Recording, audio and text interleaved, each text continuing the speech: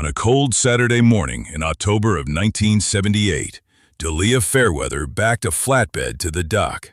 She started loading rusted horseshoes into oil barrels while the manager watched her like she'd lost her mind. He told her flat out, those shoes were bent, stamped, and worthless. What nobody in Vail County knew was she'd spent 4 years learning what they were made of. The manager's name was Ed, and Ed had run the Coldwater Farrier Supply for 11 years. And in all that time, he had never once seen anyone show up wanting the shoes he paid to be hauled away. That was the part that stuck with him. She did not want the good stock in the barrels by the door, the fresh diamond and St. Croix blanks he sold by the box. She wanted the rejects, the ones bent past reshaping, the ones stamped wrong at the factory, the odd lots too small for a mill to bother trucking. He had a standing arrangement with a scrap hauler named Pruitt, who charged him $40 a load to cart them off, because even scrap men do not want a barrel of steel that has to be sorted before it can be sold. And here was a young woman in a faded red flannel shirt and a farrier's apron, loading them into oil barrels on a borrowed flatbed. And the only thing she asked him was whether he had any more out back. He told her again, because he felt he owed it to her. Those shoes are worthless, miss. They are bent, they are worn thin at the toe, and the steel is beat to death. You could not sell them to anybody. Delia Fairweather straightened up, set her hands on her hips, and looked at him with those steady gray-green eyes, and she said, "I'll take whatever Pruitt hasn't hauled yet." And then she went back to loading. Ed did the math in his head. If she took them, he saved $40 a load, and he did not have to call Pruitt. He decided he would stop trying to save her from herself. He went inside and drew up a slip that said the shoes were given away at no charge, and he had her sign it, mostly so that if anyone ever asked why a barrel of steel walked off his lot, he would have a piece of paper. She signed it in a plain, firm hand and tucked her copy into a battered blue spiral notebook she kept in her shirt pocket. And Ed noticed that the notebook was full. Not a page or two, full. Small pencil writing edge to edge, columns of figures, little diagrams. He did not ask. That was the first load. There would be many more. Now, if you had asked anyone in Ashford about Delia Fairweather that autumn, they would have told you she was Henry's girl, the one who never married, the one who stayed on the place when she could have gone to Lincoln or Omaha and made something of herself. They would have told you she was quiet and a little odd, that she read too much, that she spent her evenings out in the equipment shed with a lamp burning past midnight, and nobody knew what she was doing out there. They would have told you the Fairweathers were good people, but stretched thin. 240 acres of corn and a small cattle herd in Vail County, Nebraska, and cattle prices what they were, and interest creeping up the way it was, and a girl who ought to be helping her father instead of hauling home barrels of rust. They had no idea. They did not know that the odd evenings in the shed were 4 years of study. They did not know that the girl who read too much had read her way through the entire metallurgy shelf of 3 county libraries by way of interlibrary loan, that she had a handbook on ferrous alloys she had bought for $0.25 at a farm auction, and read so many times the spine had given out, and she had sewn it back with wax thread. They did not know that when Delia looked at a worn horseshoe, she did not see a bent piece of junk.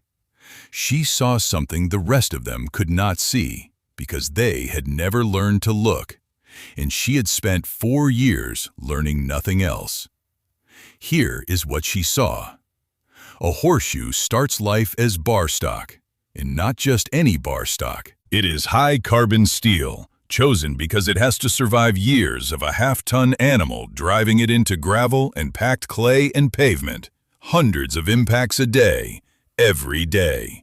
And here is the thing the manager did not know, the thing Pruitt, the scrap hauler, did not know, the thing not one cattleman in Vail County understood. When you pound steel like that, over and over, Cold for years, it does not just wear down, it work hardens. The crystal structure inside the metal deforms and locks, and the steel that comes off a horse after 4 years in the shoe is harder and tougher than the day it was forged. The world had spent that hardness into those shoes for free, one hoofbeat at a time, and then thrown them in a barrel and paid a man to take them away. Delia had known this for 4 years. She had been waiting for the price of the material to make sense, and the price of the material was now zero. And better than zero, because the man was so glad to be rid of it that he signed a paper. She hauled 3 loads that first Saturday. The flatbed belonged to a neighbor named Alcott, who owed her father a favor, and she brought it back before dark with the tank filled and the tires checked, because Delia Fairweather did not leave debts open. The barrels went into the equipment shed, in the empty bay where the old corn picker used to sit before they sold it. She rolled them in one at a time and stood them in a row against the north wall. And when they were all in, she stood back and looked at them. 4 barrels of what everyone she knew would call garbage. And she felt something that was not quite excitement. It was closer to arithmetic finally coming true. She went in for supper. Her father did not ask about the barrels. Henry Fairweather was a man who let a thing sit before he spoke on it, and he had watched his daughter carry home stranger notions than a load of old iron. But after supper, when the dishes were done and Henry had gone to bed early the way he did in October when the corn was in and there was nothing to do but wait on the market, Delia sat at the kitchen table under the hanging bulb and took the blue notebook out of her pocket. She opened it to a page near the front. The page was dated more than 2 years back, and at the top, in her own small pencil hand, it said, "Corral panels, work-hardened stock, cost of material approaching zero." And below that, a plan, not a sketch of an idea, a plan. Sizes and weights, the number of shoes it would take to make a panel that could stop a bull, the length of pipe for the frame, the feet of welding rod, and beside every line, a price. She had priced all of it years ago.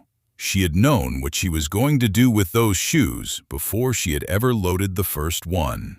She turned to a blank page, wrote the date, and under it, Load 1, 3 barrels, cold water, no charge. Then she sat and looked at it for a long while, the way you look at the first stone of a wall you have been building in your head for years. Let me tell you about Henry Fairweather, because you need to understand how Delia learned to see before you can understand what she saw. And you cannot understand either one without understanding her father. Henry was 58 that autumn, broad through the shoulders and gone a little stocky, with iron-gray hair cropped short under a seed company cap he wore from the day the frost came out of the ground until it went back in. He had pale blue eyes set under a heavy brow, and big knuckled hands, and a bone-handled pocket knife he turned over and over in his fingers when he was thinking, which was often, because Henry thought about things for a long time before he did them. He had inherited the place from his own father in a bad year and had held on to it through worse ones. And the way he had held on to it was by never once betting more than he could afford to lose. He did not gamble, he studied. When the seed dealer pushed a new hybrid, Henry planted 6 rows of it against 40 of the old and watched for 3 seasons before he changed. He had survived by being slow, and he made no apology for it. But Henry had given Delia something that had nothing to do with corn, and he had given it to her without ever knowing he was doing it, and it was this. When Delia was a girl, before there were any miners on this place old enough to remember, Henry used to take apart anything that broke rather than throw it out. A seized water pump, a cracked casting, a worn-out harness. And he would set the broken thing on the bench and turn it over in those big hands and say the same thing every time. He would say, "Folks look at a thing and they see what it's called. You want to see what it's made of." He said it about the water pump. He said it about a truck axle. He said it once about a man who had cheated him on a hay deal. And it meant something different that time, but it was the same principle. Do not read the label, read the material. Delia must have heard him say it 500 times growing up, and somewhere along the way, it stopped being a thing her father said and became the way her mind worked. Because most people looked at a worn horseshoe and saw rust. Henry, if you had handed him one, would have turned it over and seen steel, and asked what kind, and how it had been treated, and what it could still do. He would not have known the metallurgy. He had never read a book on ferrous alloys in his life. But he had the eye, and he had given the eye to his daughter, and his daughter had spent 4 years putting the science behind the eye. Those 4 years, let me tell you what they actually were. Because when people heard, later, that Delia Fairweather taught herself metallurgy, they pictured something grand, and it was not grand at all. It was a girl at a kitchen table with books she could not afford, ordered through the county library on interlibrary loan, 2 and 3 weeks at a time from university libraries in Lincoln and as far off as Iowa. She would get a book, and she would copy out by hand everything she could not keep, filling notebook after notebook, because she had to send the book back. She learned the iron-carbon phase diagram off a photocopied page. She learned about carbon content and grain structure and the difference between hardness and toughness, which are not the same thing, and which most people who use the words do not know are not the same thing. The quarter handbook was the center of it. She had found it in a box lot at a farm auction, a stained pocket handbook on ferrous metallurgy that some vocational student had owned decades before, with pencil notes in the margins in a hand that was not hers. She paid a quarter for the whole box to get it, and in the front of that handbook there was a single line, underlined by that long-ago student, that Delia came back to more than any other. It said, "The properties of a steel are set as much by what has been done to it as by what is in it." What has been done to it? That was the whole thing. That was work hardening. A plain low-carbon steel and a plain low-carbon steel could be soft as putty or spring hard, depending on nothing but their history, on what forces had been driven through them and how. And a horseshoe had a history.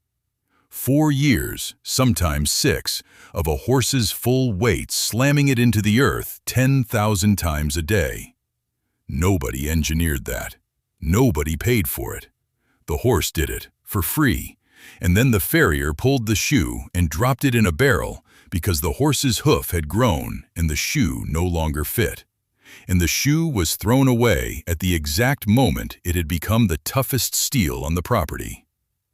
Delia had read that underlined line, and she had sat very still, and she had thought about the barrels of shoes behind every farrier supply and every racetrack in the state, and she had started to keep the blue notebook. She checked her figures against reality the slow way because she could not afford to be wrong.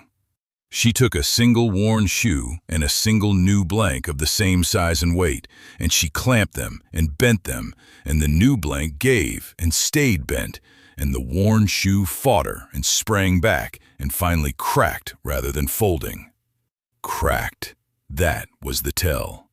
The worn steel was harder, and harder steel is more brittle, and that would matter later in a way she did not yet fully understand and would learn the hard way. But the toughness was real. Set that shoe across a gap and lean your weight on it, and it did not sag the way the new one did. She had known then that the eye her father gave her and the science she taught herself agreed. He would look at the shoe and see steel. She could tell you exactly what kind and exactly what the horse had done to it and exactly what it could still do. She never told him any of it during those 4 years. She just studied at night in the shed and at the table, and she waited for the material to come free. And one evening that autumn, a week or so after the barrels came home, Henry stood in the doorway of the shed with his thumbs hooked in his overall straps and looked at the row of them a long while. And then he looked at his daughter, and he said only, "Folks look at a thing and they see what it's called."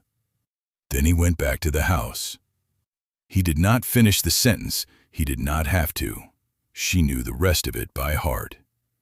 She let a few days go by. Then, on a Sunday after church, she laid it all out for him.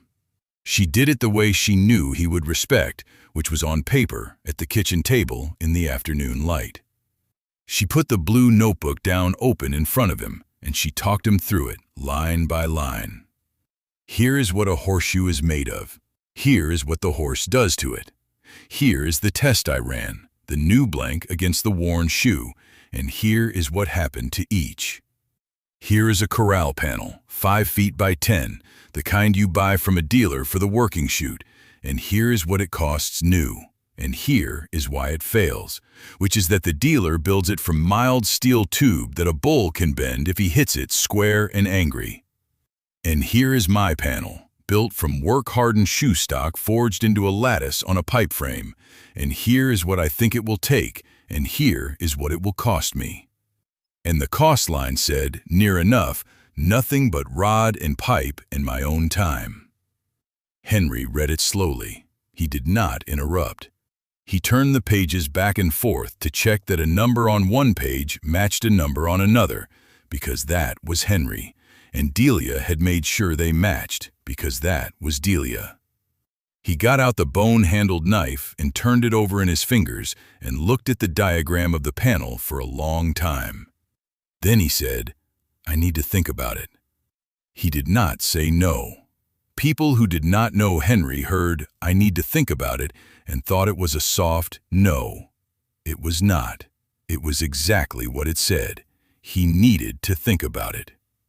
He got up and put the knife in his pocket and went out to walk the fence line the way he did when he was working something over, and Delia cleared the table and did not push him. Because pushing Henry was the one sure way to get a no out of a maybe. While he thought, she planned the hauling. Cold water alone would not fill the shed. She needed volume, and she knew where the volume was. Racetracks. A track goes through shoes the way a corn picker goes through fuel, because a racehorse is re-shod every few weeks, and the shoes come off barely worn by farm standards, but with the steel already worked and hardened by the pounding of the track. She had written to 3 of them, Rosedale Downs and Platmouth Park, and the little track they called Grand Meadow. And all 3 had written back some version of the same thing, which was, "Come and get them. We pay to have them hauled. If you want them, they are yours." So the plan was 2 years of Saturdays. Coldwater when she was close to home. The 3 tracks on the long runs. The flatbed when Alcott would lend it, and her father's old truck with a stock rack when he would not. 2 years to bring home the number she had written at the top of the plan. The number she had arrived at by dividing the steel a working corral needed by the steel in a single shoe. And the number was 10,000. 10,000 horseshoes. She had written it down so plainly, in a notebook, at a kitchen table, that it did not sound like madness. It only sounded like arithmetic. Now let me stop here and ask you something directly, because we are far enough into this that you have taken a side, and I want you to be honest about which one. When was the last time you looked at something everybody around you had agreed was worthless, and saw that they were wrong, and said nothing, and simply started gathering it up? Most of us never do. Most of us take the world's word for what a thing is worth, because the world is loud and certain, and it is exhausting to disagree with it 1 barrel at a time. Delia Fairweather disagreed with it 10,000 times. Hold on to that, because the disagreeing is the whole story, and the disagreeing had barely started. Henry thought about it for 4 days. On the 4th evening, he came in from the barn, hung his cap on the peg, and said, without preamble, the way he said the things he had already decided, "You can use the empty bay in the shed. You do it with your own money in your own time, and you do not touch the operating account, and if the cattle need you, the cattle come first. And Delia, one more thing. If it does not work, you will have a shed full of iron and a winter of nothing to show for it. And I will not say I told you so, but you will have to live with it either way. Are you all right with that?" She said, "Yes." He nodded once, and that was permission. No handshake, no ceremony. A condition, which was that she keep it clear of the farm's money and its cattle, and a warning, which was that failure would be hers to carry. And then he sat down to his supper as if he had granted permission to move a fence. She started hauling that week. She needed things she did not have, and so, a few weeks into the winter, Delia drove into Ashford to the Vale County Farm Co-op, where the counter was run by a heavy-set man named Cletus Barrow, who had stood behind it for 19 years and considered, not without reason, that there was very little about farm hardware he did not know. Cletus had ruddy fair skin and thinning sandy hair combed sideways and a stubby yellow carpenter's pencil parked behind his ear, and he leaned on the counter with both forearms in a way that said he had all day and you did not. He knew the Fairweathers. He knew Henry as a careful man and Delia as Henry's odd daughter. And when she came in with a list, he took the pencil from behind his ear and got ready to be helpful. Because Cletus was not an unkind man. That is important to understand about him. He was not cruel. He was only certain. She asked for welding rod, a particular low-hydrogen rod, and a quantity of it that made him look up. She asked about lengths of pipe for framing and gauges, and then she asked whether he had any thoughts on welding high-carbon steel to mild steel pipe, on preheating, on the sort of cracking you got at the joint. Cletus set the pencil down. He said, "What in the world are you building?" And Delia, who did not see any reason to hide it, told him. "Corral panels," she said, "out of worn horseshoes, work-hardened stock, stronger than the dealer panels and next to nothing for the steel." The silence lasted about 2 seconds. Then he started laughing. I want to be fair to Cletus Barrow's laugh, because it was not a mean laugh. And to tell this story right, you have to hear it the way it actually sounded. It came up out of him, slow and genuine.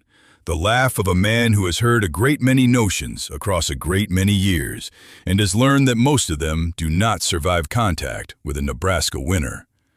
It was the laugh of experience. He was not laughing at her.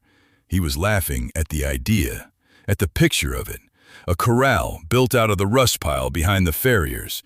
And he laughed the way you laugh when a child tells you they are going to dig to China, with affection and with total confidence that the earth is bigger than the shovel. He wiped his eye with the back of his hand, and he said, "Oh, that's a good one. Horseshoes. Delia, I have sold corral panel to every outfit in this county for 19 years, and I am telling you, you cannot weld a pile of bent rust into anything that will hold a steer, let alone a bull. That steel's beat to death. It's junk. Your daddy know you're spending money on rod for this?" She did not get angry. She had decided, somewhere in the last 4 years, that she was not going to spend herself arguing, that the work would argue for her better than she ever could. So she answered him with the specifics, plainly, the way you would read off a measurement. She said, "It isn't beat to death, Cletus. It's work-hardened. High-carbon stock, cold-worked by years of impact. It's harder and tougher than the mild tube you sell. The welding is the only real problem, because the heat can embrittle the joint. And that's why I'm asking about preheat and rod. I'll figure it. I'll take 4 boxes of the low hydrogen and 40 feet of the 2-inch. Cletus was still smiling as he wrote it up, because the words had gone past him, the way true things sometimes go right past a certain man because they do not fit anything he already knows. Work-hardened. He heard it as the kind of thing you read in a book, and Cletus did not set much store by books against 19 years. He rang her up, and he made a friendly joke as she went, something about saving him a seat when the horseshoe corral won the county fair. and she gave him a small, level look and carried her boxes out to the truck without a word. By the end of the week, the story was all over Vale County, because a story like that travels on flat land faster than water. Cletus told it at the counter to every man who came in, not to be cruel, just because it was a good one, and men who stand behind counters live on good ones. Henry's girl is building a corral out of horseshoes, out of the rust pile. And the cattlemen laughed the way Cletus laughed, and it became a thing you said. When a fence sagged, a man would say, "Better call Delia, she'll shoe it for you." It went around the sale barn and the church lot and the co-op, and it was all in good fun, and none of them drove out to the Fairweather place to see whether there was anything to it, because why would you drive out to see a thing you already knew was a joke? Delia let them laugh. She had a shed to fill and 10,000 shoes to move, and the laughing did not weigh a single ounce against the steel. The hauling took the better part of 2 years, and the sorting took most of that winter and the next, and it is the sorting I want to tell you about, because that is where the work really lived. 10,000 horseshoes do not come home in neat rows. They come home in barrels and feed sacks and the beds of trucks, tangled and rusted in every size a horse ever wore, from the little light plates off the racing stock to the big heavy shoes off draft crosses. And a corral panel is a made thing, an engineered thing, and it needs its material sorted, because you cannot build to a tolerance out of a jumble. So Delia sat in the shed through 2 winters with a lamp and a set of gauges she had made from scrap, and she sorted. By size first, the way you would size any stock. Then, within a size, she culled. Any shoe cracked clean through went to a separate barrel, because a cracked one had already failed, and she would not build failure into a panel. Any shoe worn paper thin at the toe went to another, for reforging into filler where the load was light. The sound ones, the ones with the steel still full and the hardness still in them, those were the ones she built from. She learned to read them with her hands. She could pick up a shoe and feel the heft and know before she gauged it whether the steel was full or spent. She could see the wear pattern and read how the horse had traveled, and a horse that traveled hard had left her harder steel. Her father came out some evenings and sat on an upturned barrel and watched her sort, turning the bone-handled knife over in his fingers, not saying much. And once he picked up a shoe from the sound barrel and one from the cull barrel and hefted them each in a hand, and he said, "You can feel it." And she said, "Yes, you can." And he put them down and nodded, and something passed between them that did not need saying, because he had taught her the hands and she had taught herself the reason, and the two had met in the middle over a barrel of rust. Then came the straightening, and here is a thing that mattered enormously and that Cletus Barrow, for all his 19 years, would never have thought of. A horseshoe is curved. To build it into a flat lattice panel, you have to straighten much of the stock, and there are 2 ways to straighten steel. You can heat it and straighten it soft, or you can work it cold on the anvil, hammer against the hardness. And Delia straightened cold.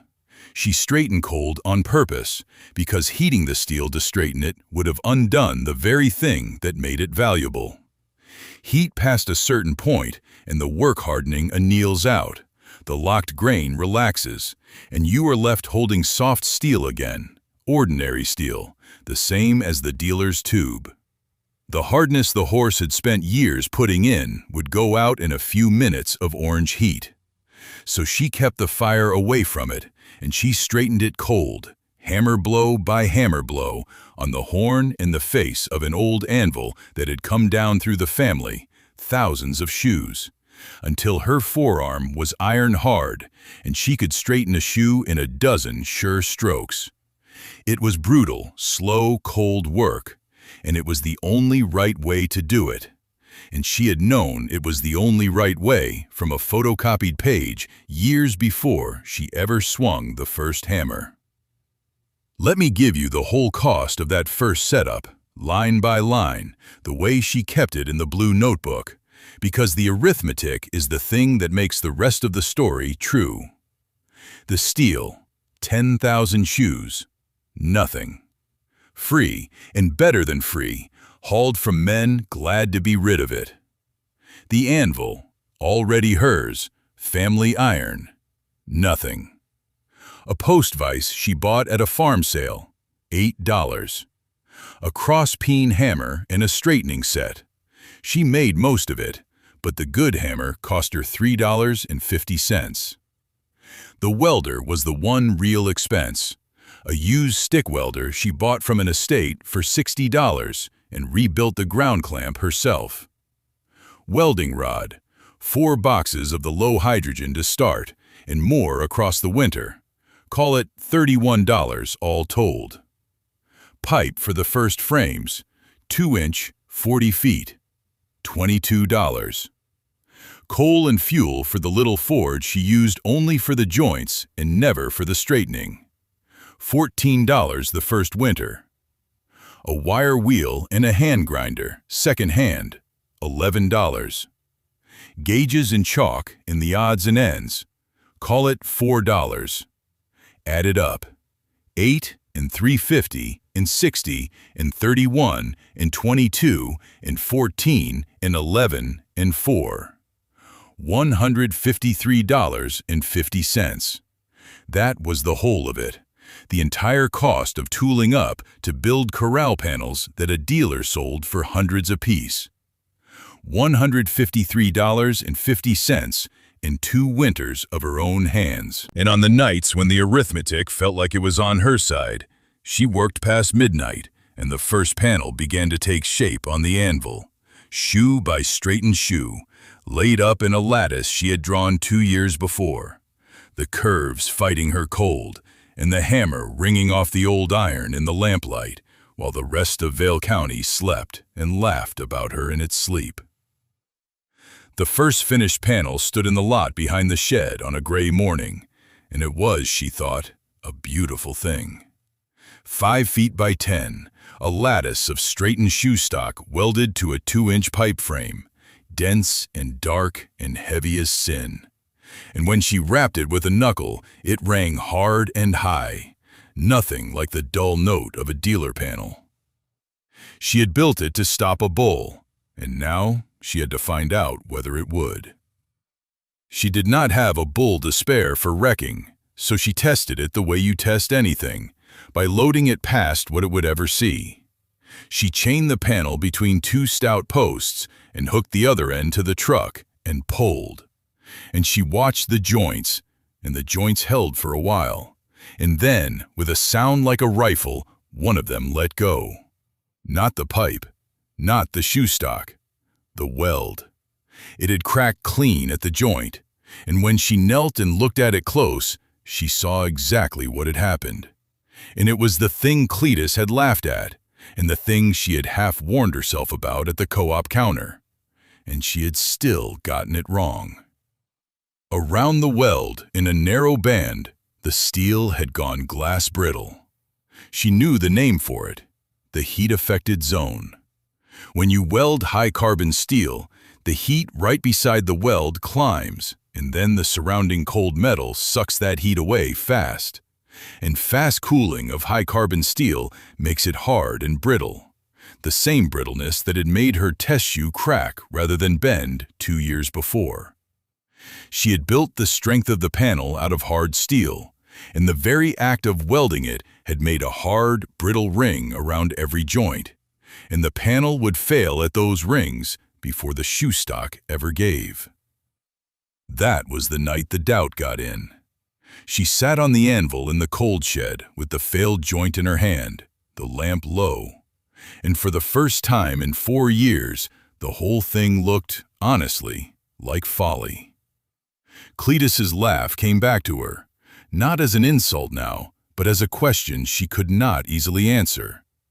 What if the reason nobody built things out of this steel was not that nobody had thought of it, but that everybody who had thought of it had run into exactly this wall and quit?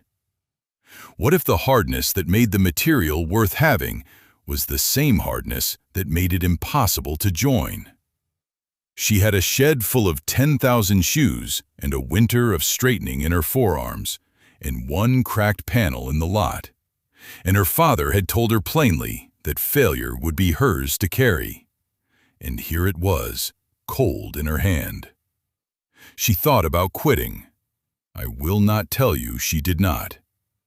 She sat there a long time, and she genuinely weighed walking into the house in the morning and telling Henry he had been right to worry. And she felt how much easier that would be than the alternative. And the alternative was to figure it out. But she turned the failed joint over in her fingers the way her father turned the knife, and she made herself read the material instead of the defeat. In reading it, she saw that the failure was not telling her to stop. It was telling her something specific. It was telling her that the problem was not the steel and not the design. The problem was the heat and the cooling, and both of those were things you could control. So she went back to the photocopied pages in her head. To weld high-carbon steel without cracking it, you slow the cooling down. You preheat the metal before you strike the arc, so the weld zone does not have cold steel beside it sucking the heat away. You use the low-hydrogen rod she had already bought, because hydrogen is what makes the brittle zone crack. And you do not let it cool in the cold air of a shed in a Nebraska winter. You bury the finished joint in dry sand, or wrap it and let it come down to cold over hours, not minutes, so the hard, brittle ring never forms. And where you can, you change the joint itself, so the weld is not the thing carrying the load, so the shoe stock laps and pins, and the weld only holds it in place, while the mechanical joint does the work. She rebuilt a test section 3 ways over the next week, preheating with the little forge, running the low-hydrogen rod, burying the joints in a box of sand her father did not ask about. And when she pulled the new section between the posts, the truck engine straining, the pipe frame bowed, the shoe stock groaned, and the joints held. She loaded it until the truck tires spun on the frozen ground, and she could not put another pound on it, and nothing cracked. And here is the pivot, the thing she understood standing over that section that she had not understood before. She had been thinking of the work-hardened steel as merely strong, but the test told her something more. Once she had solved the joint, the panel as a whole was not just stronger than a dealer's panel. It was in a different class. The dealer's mild steel tube would take a set, would bend and stay bent under a hard hit, and never come back. Her panel, built of steel a horse had spent years hardening, would take the same hit and spring back, would fight the load and win, and stand there afterward as if nothing had touched it. She had not built a cheaper Corral. She had built a better one, out of the thing they paid to throw away. And the only thing that had stood between her and knowing it was one cracked weld and one bad night. She wrote in the blue notebook that week, in the small, firm hand, "Joint solved. Preheat, low-high. Sand cool. Lap the stock. Panel will not take a set." Then, underneath, she added 3 words she rarely allowed herself. "This will work." The proof came the following spring, and it came the way real proof usually comes, which is by accident, in front of the exact people who most needed to see it. Marcus Tolliver ran the livestock sale barn at Ashford, and Marcus had a problem that spring, in the shape of a Charolais bull, a big cream-colored animal with a bad attitude that had already bent 2 sections of the barn's dealer panel and put a man over a fence. Marcus needed his working chute sound before the spring sales, and he was short a couple of panels and short on time. And somebody at the co-op, telling the horseshoe joke for the 100th time, had said, "Well, go buy some off the Fairweather girl." And everybody laughed, and Marcus, who was desperate, did not laugh. He drove out to the Fairweather place instead. He found Delia in the lot with a dozen finished panels standing in a row, dark and heavy and ringing hard when he wrapped one. And he looked them over the way a man looks over something he has decided in advance is no good. And then he stopped looking at them that way. He was a stockman. He had spent his life around steel that failed and steel that held. And his hands told him something his ears had not let him believe. He hefted a panel. He tried to flex it and could not. He said, near enough, "How much?" And Delia named a price, and the price was a fraction of the dealer's. And Marcus, being a careful man too, said he would take 2 and try them on the bull before he bought any more. They set the 2 panels into the sale barn chute the next morning, and they ran the Charolais bull, and the bull did what the bull did. He came down the chute, and he hit the panels square and angry, the full weight of him, the hit that had bent the dealer's tube like it was cardboard. There were maybe 8 men on the rail to see it, because word had gone around that Marcus was fixing to try the horseshoe corral, and the men had come to watch it fail. The bull hit Delia's panel, and the panel rang, one hard high note, and it flexed, and it threw him back, and it stood. It stood exactly where it had been. Marcus walked up and ran his hand down it, and there was not a bent shoe in it, not a sprung joint, not a mark on it, but the smear of the bull. And the men on the rail got very quiet. Now here is the hard number, the one that turned the quiet into orders. A dealer's working panel of that size, the mild steel kind the bull had bent twice already, ran Marcus better than $200 a piece delivered, and it bent. Delia's panel, the one that did not bend, had cost her in materials, once you counted the rod and the pipe and the fuel and pretended the free steel had a price, something under $30. Under $30, and it stopped the bull that had beaten the $200 panel.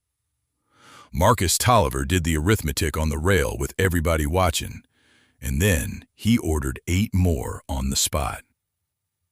If you have got this far, and you are the kind of person who has ever looked at something the world threw away and thought there was more in it than that, then these are your kind of stories, and there are more of them where this came from.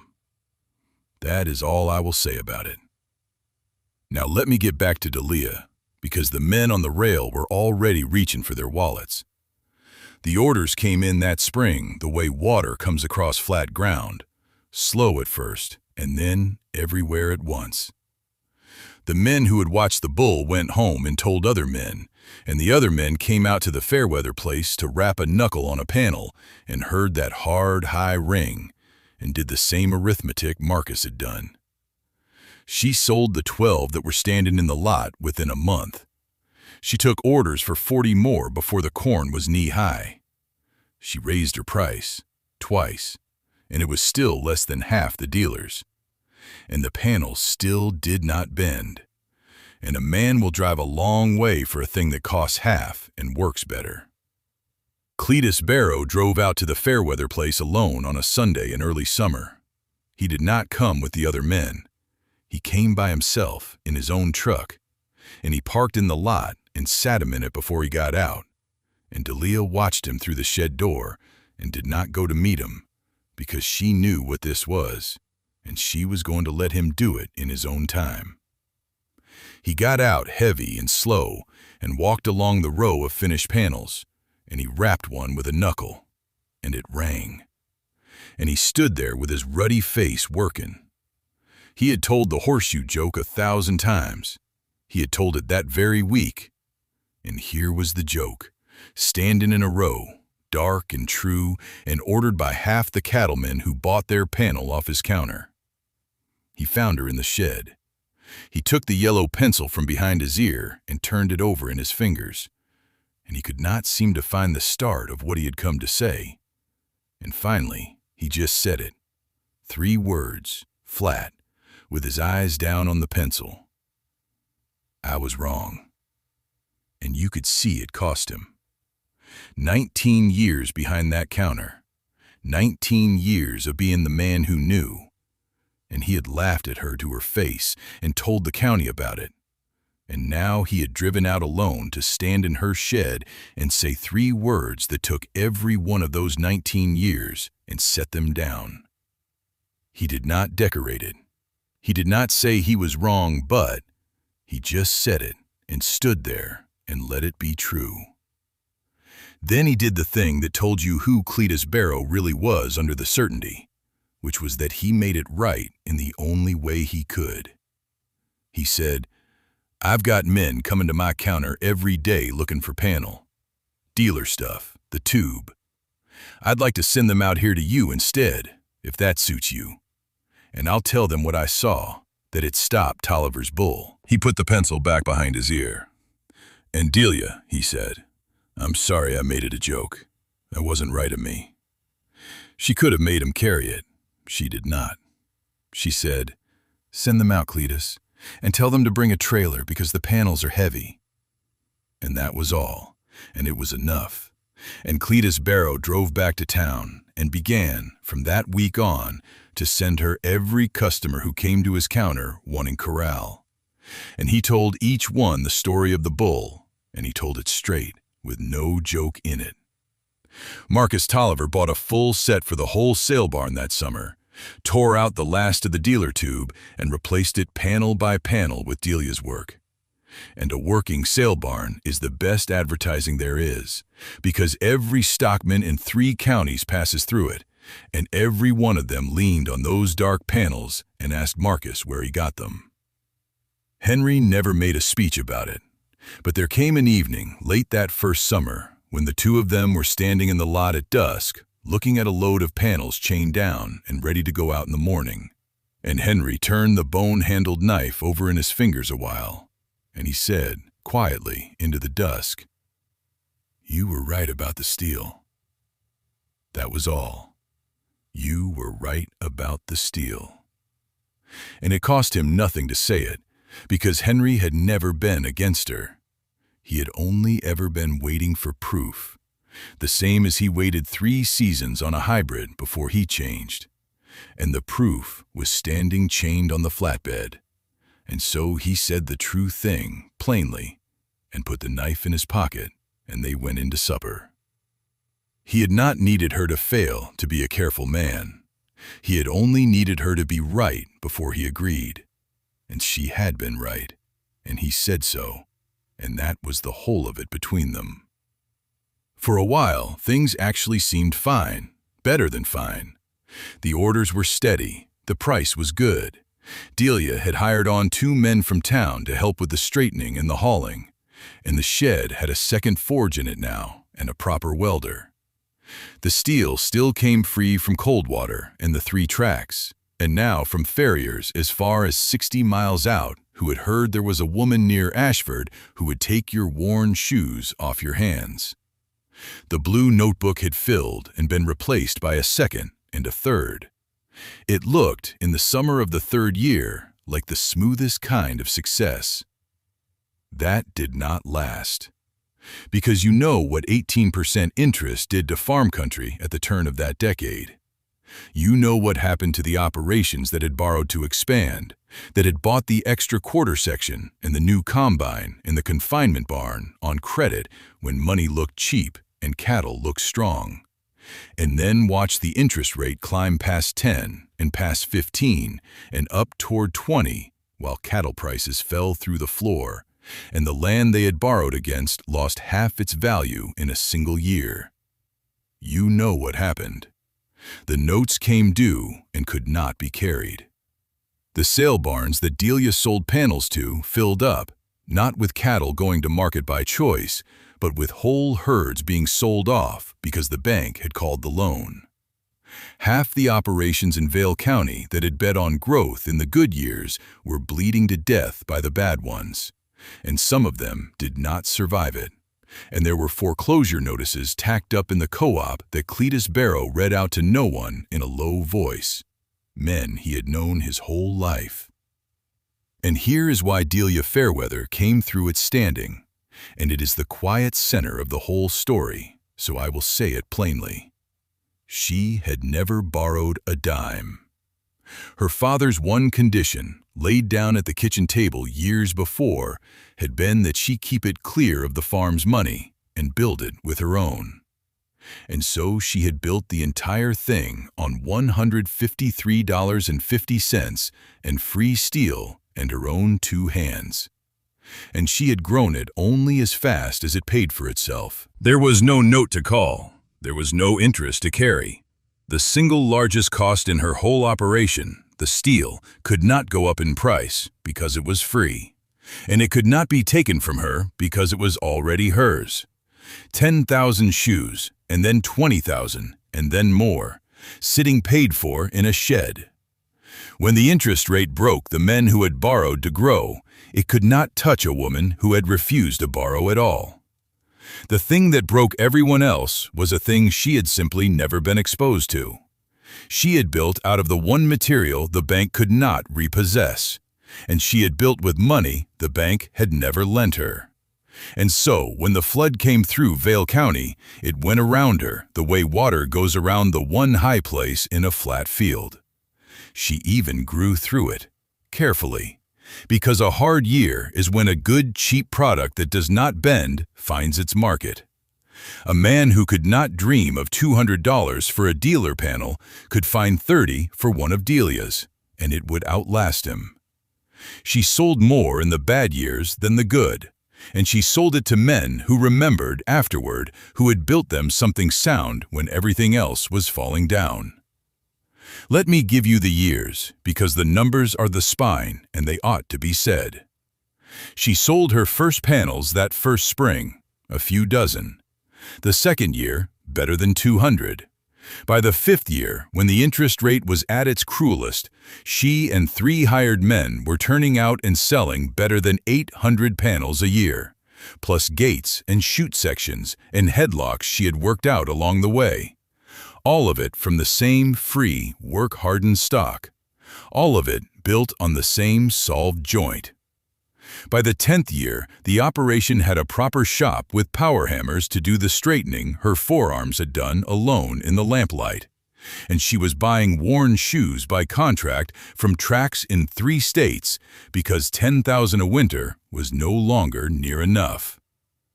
The Vail County Fairground put up a set of her panels around the main show ring, and there was a small brass plate on the gate that most people never read. And it said the corral was built of horseshoes, and named the builder. And children swung on it every August, not knowing they were swinging on the thing the whole county had once laughed at. The wider world found her the way it finds people like her, late and by accident. A writer for a farm and ranch trade magazine came through Ashford doing a piece on the sale barn and leaned on Marcus Tolliver's dark corral panels and asked the same question every stockman asked. And Marcus told him the story, and the writer drove out to the Fairweather place with a camera and a notebook and did not laugh once. The piece he wrote called her the woman who forged a fortune out of what everybody else threw away, which was a magazine kind of sentence, too loud for the thing itself. But it brought letters from all over the plains, from people who had a scrap pile and a hard year and the beginning of an idea.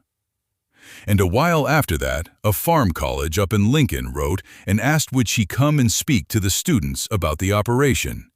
And Delia, who had once had to wait 4 days for her father's permission to begin, stood up in a lecture hall in front of 100 young people and told them, in plain words, that the difference between scrap and material was mostly a question of who was looking at it. And then she took the questions, and she answered every one with a specific number. The next idea did not come from Lincoln.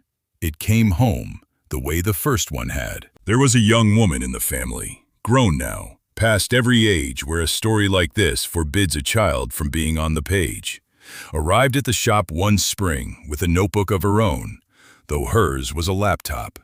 And she had been sizing up the mountain of cracked and worn-through shoes that even Delia's operation could not use, the cull barrels, the ones too far gone to straighten into a panel.